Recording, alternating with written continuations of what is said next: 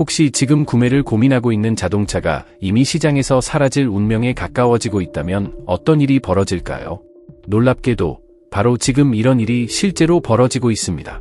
자동차 제조사들은 몇몇 모델을 조용히 생산 목록에서 지우고 있지만 그 사이에서도 딜러들은 재고를 정리하기 위해 계속 판매를 이어가고 있습니다. 문제는 그 차들이 곧 단종될 운명이라는 사실을 알고 있으면서도 판매가 진행된다는 점입니다. 그리고 그렇게 시장에서 사라진 뒤에는 중고차 가치가 크게 떨어지는 경우가 많습니다. 오늘 이 영상에서는 2026년의 시장에서 조용히 사라진 자동차 5가지를 공개하려 합니다. 한때 기대를 모았지만 결국 시장 경쟁을 버티지 못하고 역사 속으로 사라진 모델들입니다. 그리고 단순히 이름만 말하는 것이 아니라 왜 이런 결과가 나왔는지, 어떤 전략적 판단과 제품 선택이 그들을 시장에서 밀려나게 만들었는지도 함께 설명해 드릴 것입니다. 이런 이야기들을 알게 되면 같은 실수를 반복하는 구매자가 되는 일을 피할 수 있습니다. 그리고 미리 한 가지 힌트를 드리자면 목록의 마지막에 등장하는 모델은 특히 더 놀라울 겁니다. 출시 당시에는 수많은 판매를 기록할 것처럼 홍보되었고 브랜드의 새로운 미래를 상징하는 프로젝트로까지 소개됐습니다. 하지만 현실은 완전히 달랐습니다. 기대와는 정반대로 흘러가며 자동차 산업에서 손꼽히는 실패 사례 가운데 하나로 기록되고 말았습니다. 이 영상이 도움이 될 것 같다면 친구들이 있는 단체 채팅방이나 자동차 좋아하는 사람들과도 꼭 공유해보세요. 왜냐하면 이런 정보야말로 자동차 판매 현장에서 쉽게 들을 수 없는 이야기이기 때문입니다. 딜러들이 굳이 먼저 알려주지 않는 진짜 배경을 지금부터 하나씩 살펴보겠습니다. 이런 식의 깊이 있는 분석과 솔직한 자동차 리뷰가 마음에 든다면 지금 바로 채널을 응원해달라. 구독 버튼을 눌러 이 커뮤니티의 일원이 되어달라. 우리의 첫 번째 목표는 구독자 1000명을 달성하는 것이며 새로운 구독자 한 명 한 명이 그 목표에 한 걸음 더 다가가게 만든다. 채널을 구독하면 앞으로 올라올 새로운 영상도 가장 먼저 확인할 수 있다. 함께 성장하며 1000명이라는 이정표를 같이 만들어 보자. 여러분의 참여가 이 채널을 더 크게 만든다. 5번째 이야기부터 시작해 보겠습니다. 겉으로만 보면 아무도 이런 결말을 예상하지 못했을 차량입니다. 판매량만 놓고 보면 전혀 문제가 없어 보였기 때문입니다. 바로 포드 이스케이프입니다. 이 스포츠 유틸리티 차량은 판매 부진 때문에 사라진 것이 아닙니다. 오히려 그 반대에 가깝습니다. 당시 시장 데이터를 보면 이 모델은 미국에서 판매 순위 상위 30개 차종 안에 꾸준히 이름을 올렸고 한 해에 14만 대가 넘는 판매량을 기록하기도 했습니다. 일반적인 자동차 산업의 기준으로 보면 이런 성적을 가진 모델은 쉽게 단종되지 않습니다. 그런데도 포드는 과감하게 결정을 내려버렸습니다. 이 차량은 무려 23해 동안 생산되며 브랜드의 핵심 스포츠 유틸리티 차량 중 하나로 자리 잡았습니다. 그러나 어느 순간 포드는 새로운 세대를 준비하지 않겠다고 공식적으로 알렸습니다. 후속 모델도 없고 디자인 변경도 없으며 같은 포지션을 이어받을 직접적인 대체 모델도 등장하지 않습니다. 말 그대로 카탈로그에서 조용히 사라지는 수순을 밟게 된 것입니다. 지금 시장에 남아있는 차량들은 대부분 남은 재고를 정리하는 단계에 가까운 상황입니다. 많은 사람들이 경쟁 때문이라고 생각할 수 있습니다. 또는 기술 변화 때문이라고 볼 수도 있습니다. 하지만 실제 배경은 훨씬 단순합니다. 수익 구조였습니다. 포드는 지금 전 세계적인 사업 재편을 진행하고 있으며 전략의 중심을 완전히 바꾸고 있습니다. 기존의 전통적인 소형 스포츠 유틸리티 차량보다는 처음부터 새로운 플랫폼 위에서 설계된 전기차 중심의 제품군으로 방향을 옮기고 있습니다. 이스케이프는 꾸준히 판매되던 모델이었지만 차량 한 대당 남는 이익이 기대만큼 크지 않았습니다. 이 점은 매우 중요한 의미를 가지고 있습니다. 자동차 회사가 판매가 잘 되는 모델까지 과감히 정리한다는 것은 현재의 소비자보다 미래의 재무 전략을 더 우선시하고 있다는 신호이기 때문입니다. 이 차량이 경쟁하던 시장도 결코 쉬운 곳이 아니었습니다. 같은 세그먼트에는 오랜 신뢰를 쌓아온 강력한 경쟁자들이 있었습니다. 예를 들어 토요타 RAV4나 혼다 CR-V 같은 모델은 오랜 기간 동안 높은 신뢰도와 강한 브랜드 이미지를 유지해왔고 포드는 그 벽을 완전히 넘어서지는 못했습니다. 결국 더 많은 투자로 경쟁력을 끌어올리는 대신 아예 그 시장에서 물러나는 선택을 한 것입니다. 여기서 가장 큰 영향을 받는 사람은 결국 소비자입니다. 2026년 동안에도 자동차 매장에서는 새 이스케이프를 계속 볼 수 있을 겁니다. 할인 조건이 붙어 있을 수도 있고 금융 프로그램이 매력적으로 보일 수도 있습니다. 판매 담당자는 지금이 좋은 기회라고 이야기할지도 모릅니다. 하지만 그 이면에 있는 사실은 잘 설명되지 않습니다. 바로 미래가 이미 정해진 모델이라는 점입니다. 처음에는 큰 차이를 느끼지 못할 수도 있습니다. 그러나 시간이 지나면서 변화가 나타나기 시작합니다. 중고차 가격이 빠르게 떨어지거나 브랜드 내부에서 부품 공급의 우선순위가 낮아질 수도 있습니다. 소프트웨어 업데이트나 제품 개선도 더 이상 진행되지 않을 가능성이 큽니다. 그리고 어느 순간 제조사가 사실상 관심을 두지 않는 차량이 되어버립니다. 자동차 회사가 한 모델에서 완전히 손을 떼기 시작하면 문제는 바로 드러나지 않을 수도 있습니다. 하지만 시간이 흐르면서 점점 분명해집니다. 그리고 그 부담은 결국 차량을 소유한 사람에게 돌아오게 됩니다. 그래서 만약 매우 매력적인 가격으로 포드 이스케이프를 보게 된다면 한 번 더 생각해보는 것이 좋습니다. 겉으로 보이는 할인은 좋은 거래처럼 보일 수 있습니다. 하지만 그 이면에는 이미 조용히 막을 내린 모델의 마지막 정리 단계가 숨겨져 있을 가능성이 있습니다. 네 번째 이야기는 많은 사람들이 듣고 싶어 하지 않을 수도 있습니다. 왜냐하면 이번에는 우리가 거리에서 너무나 자주 보던 차량이 등장하기 때문입니다. 바로 닛산 베르사입니다.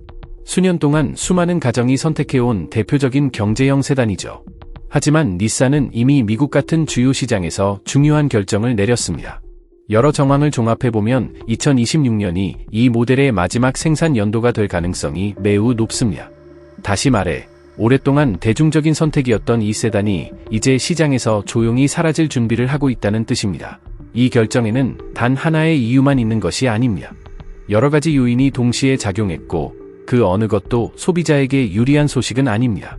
닛산은 최근 몇 년 동안 기업 구조를 계속 재정비하며 전략을 반복적으로 수정해왔습니다. 그 과정에서 라틴 아메리카를 포함한 여러 시장에서 큰 인기를 얻었던 모델 중 하나를 결국 포기하기로 선택했습니다. 글로벌 자동차 시장의 흐름이 이미 크게 변했기 때문입니다. 전통적인 저가 세단에 대한 수요는 점점 줄어들고 있고, 제조사들은 수익성이 낮은 차량을 계속 판매하는데 점점 더 부담을 느끼고 있습니다. 특히 가격을 낮게 유지하는 것이 점점 더 어려워지고 있습니다. 과거에는 합리적인 가격으로 판매할 수 있었지만 지금은 상황이 다릅니다. 안전 규정은 계속 강화되고 있고 기본적으로 탑재해야 하는 기술도 늘어나고 있습니다. 여기에 생산 비용 상승과 수입 관세까지 더해지면서 기업 입장에서는 예전처럼 저렴한 가격대를 유지하는 것이 거의 불가능해졌습니다. 결과적으로 차량 한 대를 판매해도 남는 수익이 크게 줄어들게 된 것입니다. 그래서 닛산은 다른 방향을 선택했습니다. 더 높은 수익을 기대할 수 있는 모델에 집중하기로 한 것입니다. 예를 들어 닛산 센트라나 닛산 킥스 같은 차량은 한 대당 수익 구조가 훨씬 안정적이며 지금 시장에서 빠르게 성장하고 있는 스포츠 유틸리티 차량과 크로스오버 흐름에도 더 잘 맞습니다. 이런 이유로 회사는 자원을 점점 그쪽으로 이동시키고 있습니다. 베르사는 한동안 시장에서 남아있던 몇 안 되는 진짜 저렴한 신차 세단 중 하나였습니다.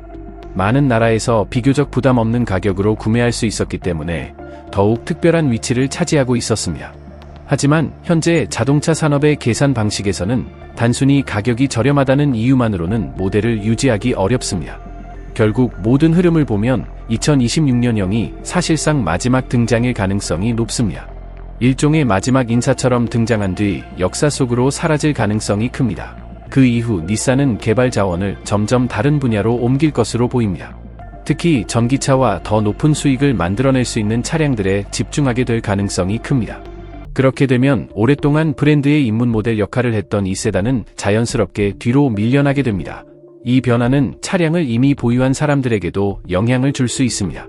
시간이 지나면서 중고차 가격이 예상보다 빠르게 떨어질 수도 있고 중고차 시장에서의 관심도 줄어들 수 있습니다. 또 장기적으로는 특정 부품을 구하기가 점점 까다로워질 가능성도 있습니다. 이런 변화는 하루아침에 나타나는 것은 아니지만 결국에는 현실로 나타나는 경우가 많습니다. 이렇게 해서 베르사는 조용히 시장에서 물러날 준비를 하고 있습니다. 그리고 많은 사람들은 뒤늦게 이런 질문을 하게 될지도 모릅니다. 이미 브랜드가 뒤로 밀어놓은 차량을 선택하는 것이 과연 좋은 결정이었을까 하는 의문입니다. 그리고 지금부터 이야기는 더 흥미로워집니다. 이제 믿기 어려운 이름들이 등장하는 상위 3가지 모델로 넘어가 보겠습니다. 올해 이 차량들이 이런 결말을 맞게 될 것이라고 예상한 사람은 많지 않았습니다. 세 번째 이야기는 거의 20년 가까이 시장에 존재했지만 결국 시간의 흐름을 버티지 못한 모델에 관한 것입니다. 바로 기아 소울입니다. 이 차량의 경우 많은 사람들에게 의외로 느껴질 수 있습니다. 왜냐하면 소울 자체가 실패한 제품은 아니었기 때문입니다. 디자인은 호불호가 강하게 갈렸지만 동시에 충성도 높은 팬층을 가지고 있었고 거리에서도 쉽게 알아볼 수 있는 독특한 존재였습니다. 실용성도 충분했고 오랫동안 개성 있는 차로 자리 잡았습니다. 문제는 차량 자체보다는 시장의 변화였습니다. 자동차 시장은 빠르게 움직였지만 소울의 방향은 거의 그대로 유지되었습니다. 한때 이 모델은 판매 정점을 찍으며 꽤 인상적인 성적을 기록하기도 했습니다.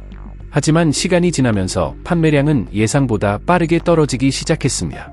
상황을 이해하기 쉽게 말하자면 미국 시장에서 최근 한 해 동안의 판매량은 2017년에 기록했던 수치의 약 3분의 1 수준까지 줄어들었습니다.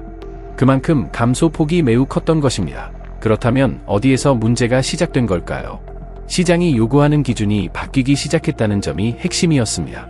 소비자들은 점점 더 다목적으로 활용할 수 있는 스포츠 유틸리티 차량을 원하기 시작했고, 사륜 구동 시스템이나 하이브리드 옵션, 그리고 다양한 환경에서 활용할 수 있는 실용성을 중요하게 보기 시작했습니다. 하지만 소울은 전륜 구동 중심의 구성을 유지했고, 전체적인 제품 전략도 크게 변화하지 않았습니다. 그 결과 시간이 지나면서 매력도가 점점 줄어들게 된 것입니다. 기아 역시 이런 흐름을 모르고 있었던 것은 아닙니다. 그래서 내부적으로 이미 방향을 바꾸기 시작했습니다.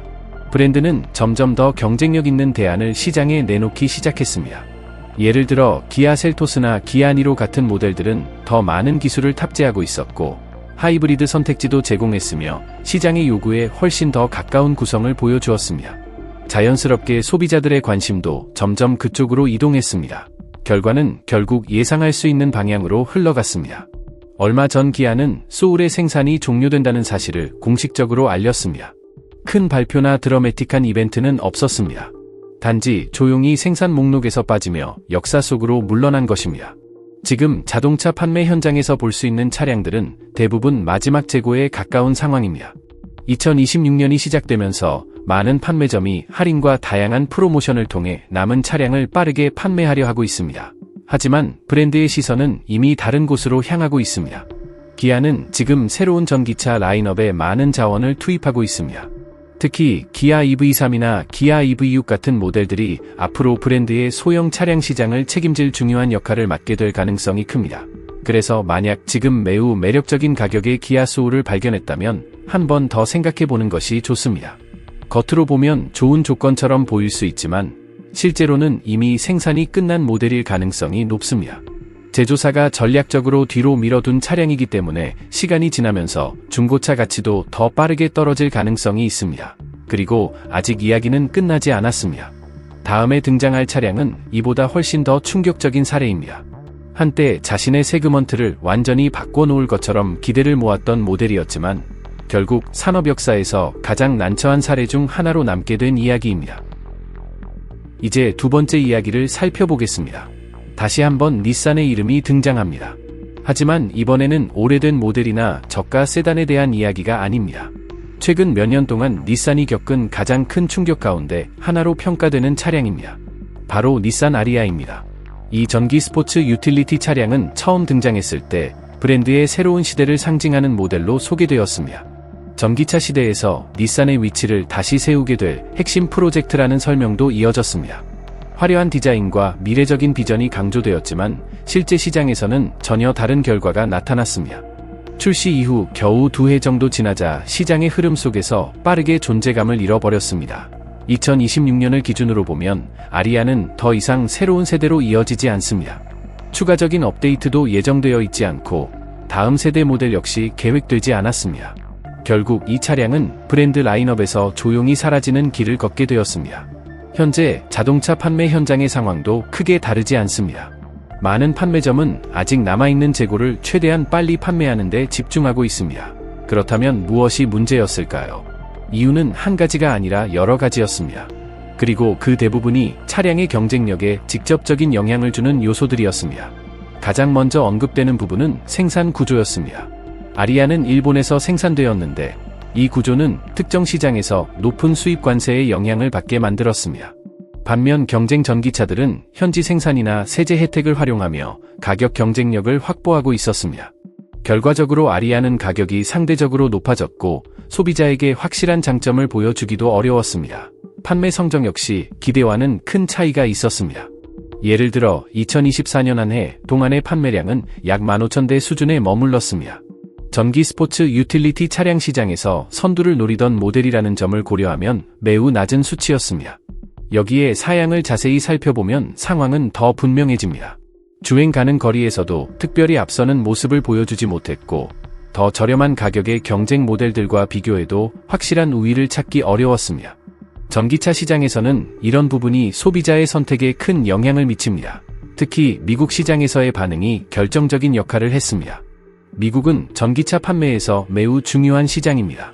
그런데 이 시장에서 기대했던 만큼의 관심을 얻지 못했습니다. 주요 시장에서 반응이 약해지면 자동차 회사의 전략도 빠르게 바뀔 수밖에 없습니다. 결국 닛산은 프로젝트를 더 이상 이어가지 않기로 결정하고 손실을 최소화하는 방향으로 움직였습니다. 그 과정에서 새로운 계획이 등장했습니다. 닛산은 전기차 전략을 다시 조정하며 새로운 방향을 준비하기 시작했습니다. 그 중심에 있는 모델이 바로 새롭게 재구성될 닛산 리프입니다. 이번에는 전통적인 해치백이 아니라 보다 실용적인 전기 스포츠 유틸리티 차량 형태로 개발될 가능성이 높습니다. 가격 경쟁력과 신뢰성을 더 강조하는 전략입니다. 이런 흐름 속에서 아리아는 브랜드의 새로운 계획과 맞지 않는 존재가 되어버렸습니다. 여기서 소비자 입장에서 주의해야 할 부분이 있습니다. 아리아는 2026년형 모델이 등장하지 않을 가능성이 매우 높습니다. 장기적인 제품 지원 역시 불확실해질 수 있습니다. 출시된 지 얼마 지나지 않아 시장에서 빠르게 사라지는 차량의 경우 중고차 가치가 예상보다 빠르게 하락하는 경우도 많습니다. 현재 닛산은 매우 중요한 시기를 지나고 있습니다. 회사는 전략을 다시 정비하며 여러 선택을 동시에 진행하고 있습니다. 그리고 이런 상황에서 연속적인 판단 실수는 브랜드 전체에 부담이 될 수 있습니다. 이제 마지막 이야기를 준비할 시간입니다. 많은 사람들에게 특히 놀라운 이름이 등장할 것입니다. 브랜드 팬들에게도 익숙한 차량입니다. 바로 토요타에서 나온 모델입니다. 이제 마지막 이야기에 도달했습니다.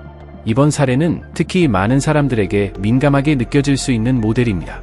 일본 자동차 산업을 대표하는 브랜드가 오랫동안 판매해온 차량이기 때문입니다.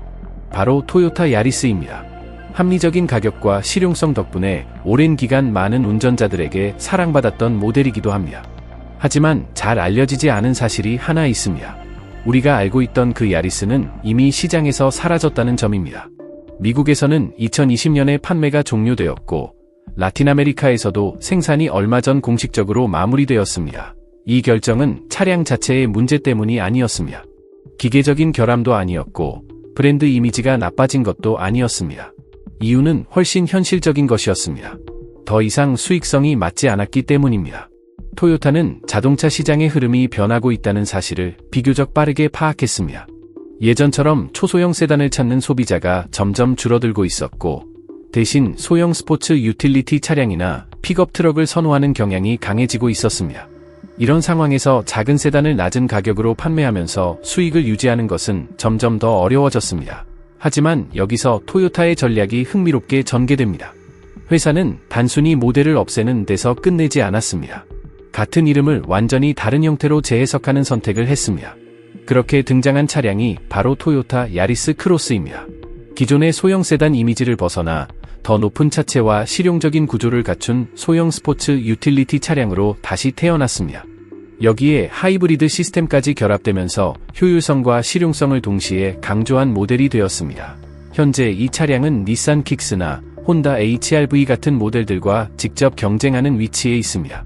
차체 높이는 더 높아졌고 활용성도 더 넓어졌으며 연료 효율 역시 개선되었습니다. 무엇보다도 지금 자동차 시장이 요구하는 흐름과 잘 맞는 구성을 갖추고 있습니다. 하지만 많은 사람들이 놓치고 있는 중요한 사실이 있습니다. 우리가 익숙하게 알고 있던 야리스 세단은 더 이상 생산되지 않습니다. 새로운 세대 모델도 예정되어 있지 않고 디자인 변경이나 대대적인 업데이트 계획도 없습니다. 말 그대로 미래 계획에서 제외된 모델입니다. 그래서 만약 지금 누군가가 비교적 좋은 조건으로 야리스 세단을 권한다면 한 번 더 신중하게 생각해 보는 것이 좋습니다. 겉으로 보면 합리적인 거래처럼 보일 수 있습니다. 하지만 실제로는 이미 브랜드의 전략에서 뒤로 밀려난 모델일 가능성이 큽니다. 차량이 단종되면 시간이 지나면서 여러 변화가 나타납니다. 중고차 시장에서의 가치가 빠르게 떨어질 수 있고 재판매 수요도 점점 줄어들 수 있습니다. 시간이 더 흐르면 특정 부품을 구하는 일이 점점 어려워지거나 비용이 높아질 수도 있습니다. 토요타는 이미 방향을 정했습니다. 앞으로의 중심은 야리스 세단이 아니라 야리스 크로스와 같은 새로운 형태의 차량입니다.